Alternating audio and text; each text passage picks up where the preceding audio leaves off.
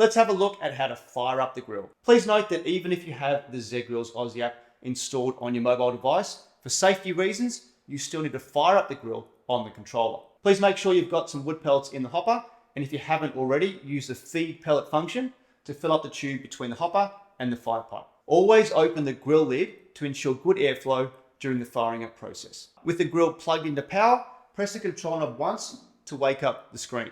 Press and hold the control knob for 2 seconds to enter the menu, rotate one stop and press again to start firing up.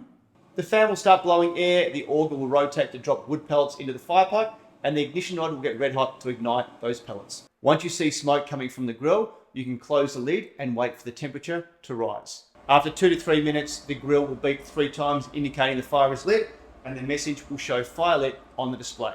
To set the target temperature, press the control knob once, rotate to the temperature and press again to confirm. If you set a temperature below 110 degrees C, so for example we set 90 here, once we've set this temperature, these icons on the left will flash: stable, low, medium and high smoke.